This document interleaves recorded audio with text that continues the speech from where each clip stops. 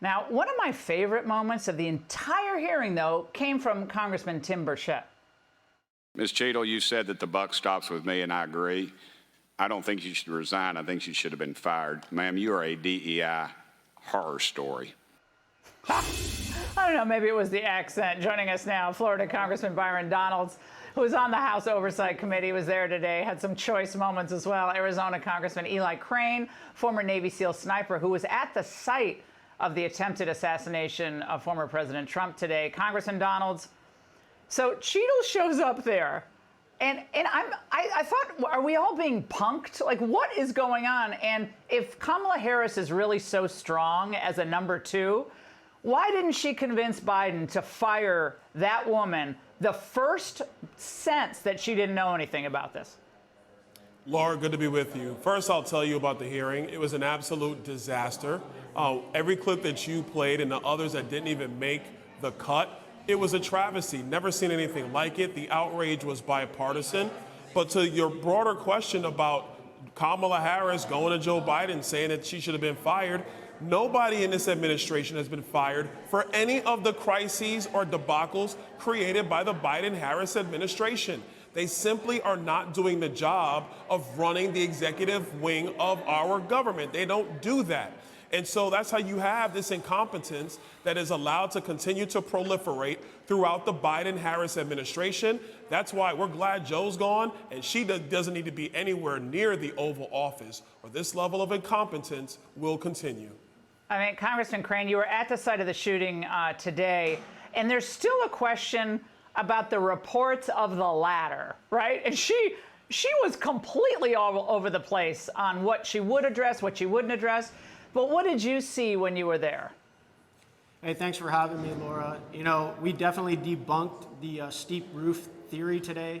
Many of us got up on that roof. We actually had a member of Congress who's 70 years old get up on that roof and walk right up it.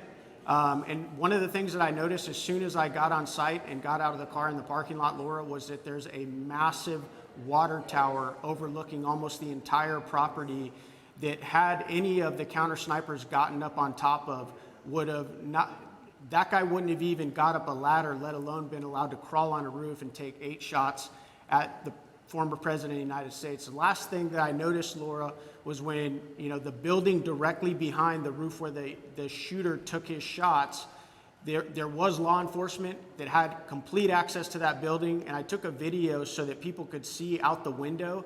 They had complete and total coverage and visibility of that entire roof. I left there with a lot more questions that I have answers, but the thing I know that it was a complete security failure.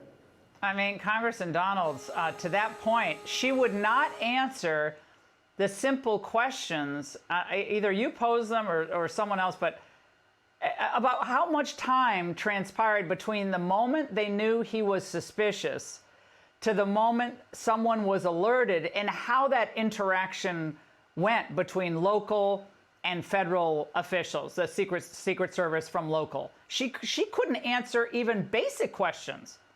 Yeah, that's what was so disgusting. Simple stuff like who knew what and when did they know it, and what was the chain of communications. You don't have to give us the names of specific agents, but you can sit there and say, we were alerted at this time, and here's the flow of information as it got down to the president's core detail team, which is with him basically all the time. She couldn't even give us that level of information. And so at this point, talking about it, only thing that we should be talking about is the fact that the American people should be ashamed, should feel shamed by this administration and by this Secret Service director, because there is no confidence in her ability to do her job going forward. Congressman Crane, another moment from the hearing today involved the question of how long it took our sniper to engage with the shooter, with Mr. Crooks. And obviously he was able to get, 3 shots off before our sniper took him out.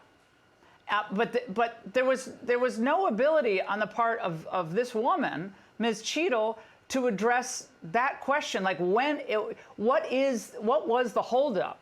Because they knew he was in the vicinity, they knew they lost track of him, and he was spotted on that roof. So, no, but he wasn't taken out. Absolutely, Laura. And I don't know how many shots. I think I counted 7 or 8 myself.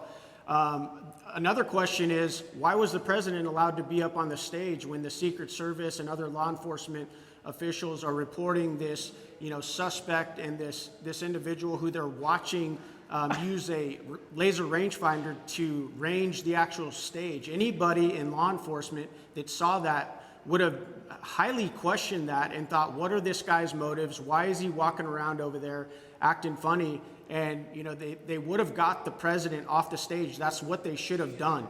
And like I said, had they had their snipers, their counter snipers in proper locations, it wouldn't have even been close. I don't know how long you would have had your job on a sniper team if the kind of dereliction of duty that we see in the part of the chain of command here, the lack of knowledge, the lack of accountability, the lack of interest apparently in having the answers, you would have been kicked off that team in about 5 seconds. But somehow we have this woman still in this position. Congressman, both of you, sorry, I'm still worked up about this. Thank you very much, both of you. Hey, Sean Hannity here. Hey, click here to subscribe to Fox News YouTube page and catch our hottest interviews and most compelling analysis. You will not get it anywhere else.